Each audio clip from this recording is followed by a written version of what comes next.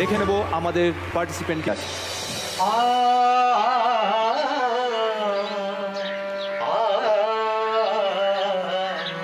মধ্যবিত্ত পরিবারের ছেলে বরাহনগরের সৌম্যজিৎ। বাবা পেশায় দর্জি, মা গৃহবধূ। এই পরিবারের আশার আলো সৌম্যজিতের গান।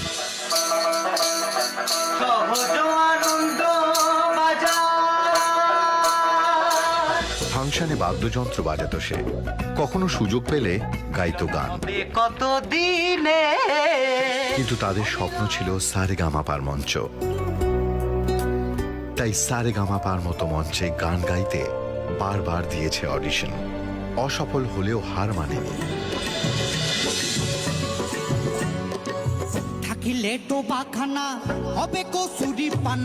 লেভেল 1-এ তার গানে মুগ্ধ হয়ে বিচারকরা দিয়েছেন গোল্ডেন গিটার। কিন্তু এবারের পরীক্ষা আরো কঠিন। সৌম্যজিৎ, কেমন আছো? বিন্দাস। সৌম্যজিৎ, বাড়ির লোক তো এখানেই আছে, কিন্তু বন্ধু বান্ধবরা কি বলছে, তাদের কি মতামত? মতামত বলতে এত ফোন পেয়েছি, মানে ভাবতেই পারছি না। প্রচুর মানুষজন যারা ফোন করতো না তারাও ফোন করছে। তার সাথে সাথে মানে আমার পিতৃদেব যে নাচটা করেছে সেদিনকে, তারপরে আমি দেখলাম আমার গান সম্বন্ধে তো কমেন্টস রয়েছেই, তার সাথে রিপ্লাই আমার বাবার নাচের কমেন্টস বেশি রয়েছে। ওই যে নাচটা, এই মানে ব্যাক স্টেজে? হ্যাঁ, ব্যাক স্টেজে সেই নাচটা।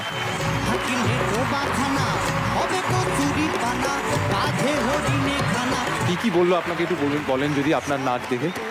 আর কি বলবো, আমি তো দোকানে বসে কাজ করি, তা আমার তো দোকানে আসছে এবং বলছে যে তুমি তো ফাটিয়ে দিয়েছো গুরু।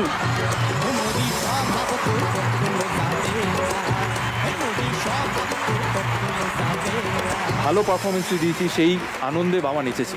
আজকেও যদি তুই ভালো পারফরমেন্স করিস তাহলে বাবা আরও নাচবে। আমি শিওর প্র্যাকটিস করেছি চুপি চুপি, ঠিক আছে? আমি এখানে বাবা মার সঙ্গে থাকবো, তুই বাবা মার আশীর্বাদ, ভাইয়ের শুভেচ্ছা নিয়ে। যেদিনই বাড়ি থেকে নামার সাথে সাথে দোকানে এসছে আর সবাই বলছে তুমি এদিকে কেঁদে যাচ্ছ আর তোমার হাজব্যান্ড ওদিকে নেচে যাচ্ছে।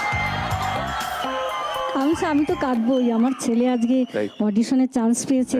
6 বছরের মাথায় 5 বছর হয়ে গেল, কাজেই আমার তো আনন্দের কান্না সে তো থাকবেই। আজকেও আমরা চাই সৌম্যজিৎ আর একটা দুর্দান্ত পারফরমেন্স দিক, তারপরে ব্যাক স্টেজে যা যা হবে, ব্যাক স্টেজে যা যা হবে আমরা বুঝে নেব।